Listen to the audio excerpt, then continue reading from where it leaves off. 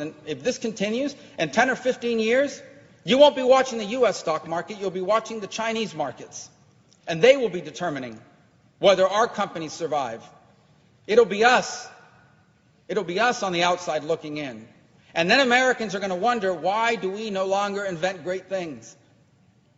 Why do we now have to do whatever China wants in the world in order to get the medicines we need to cure my mom or my dad's Alzheimer's? And the answer will be because when they were displacing us, your policymakers were too busy arguing with each other and playing dumb, ridiculous games on a regular basis. Meanwhile, China was focused like a laser with a plan, and they executed on it. This is not a game. I can think of no more significant issue from the perspective of history than what is happening now. And do not misunderstand me. I do not come here to say that I want to be unnecessarily aggressive with China or that I want there to be a confrontation. China is going to be a rich and a powerful country. And we have no problem with that. We can't have any problem with that. But there has to be a balance. It cannot be a China that is rich and powerful and an America that is weak and not prosperous. Because those imbalances are what create wars. Those imbalances are what create misery. Those imbalances are what destabilize the planet. That can't be. We need to recalibrate this relationship. It needs to be rebalanced on the trade side. It needs to be protective on our national security side. It needs to be equalized. And if it is, China can still be very successful. They're going to invent things. They're going to create jobs. They're going to become more prosperous. And that is fine. We've been doing that for 100 years. Every person in this gallery, sitting in the gallery, every person here in the well of the Senate on the floor, everyone you know has products on them, a phone, a belt, made in another country. The issue is not that other countries make things and we don't. It's not about us dominating everything. It's about balance. And this is not balanced.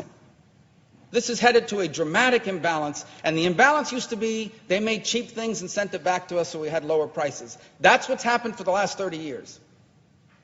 They made cheaper T-shirts, they assembled the phones cheaper, and they shipped it back to the United States, leading to lower prices. That's not the imbalance I'm talking about. The imbalance we're headed to is they control state-of-the-art artificial intelligence.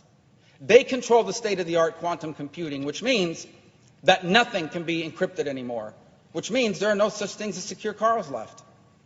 The President of the United States one day will not be able to talk to his national security officials anywhere in the world without the Chinese hearing it. Because no matter what encryption you put in, they'll break it with a quantum computer.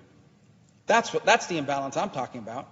The imbalance I'm talking about is one day we'll have a dispute with China on something on national security somewhere in the world, and they will threaten to cut off our supply of biomedicines. In essence, threaten the lives of Americans not getting medicine unless we cave to their desires. That's the imbalance I'm talking about. The imbalance I'm talking about is one where they dominate aerospace, where they are the nation that controls satellites and satellite communication. They are the nation that controls 5G. We're headed towards autonomous vehicles. Autonomous vehicles will depend on 5G technology. And China will dominate the world in 5G, and we will depend on it.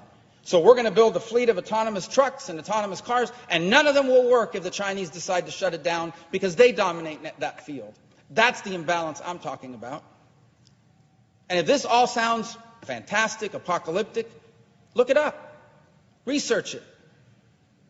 And I promise you, you will not find a single person versed on this topic that would disagree with what I'm saying. This is the threat that we face, and we are not facing it squarely. So I would advise those who cover this issue to stop covering it as a political issue.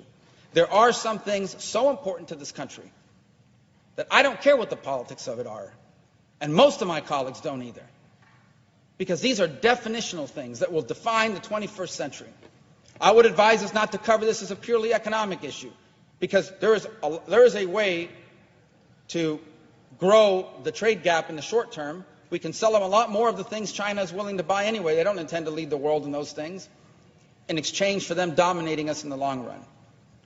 Get rid of the short-term thinking and start thinking our competitor has a 50, 100, 20, and 5-year plans. And we don't even know what we're going to be talking about next week. It is time to wake up to this threat. because we have two ways forward.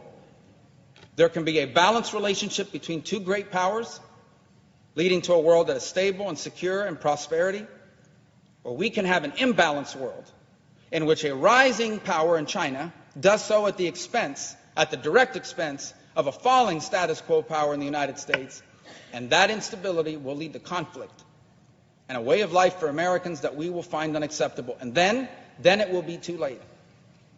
And then we will have to explain, maybe to our children, and most certainly to our grandchildren, why the America we grew up in led the world and all the great innovations and all the great ideas and provided prosperity to millions of people here and around the world, and the America they get to grow up in is a second-tier power.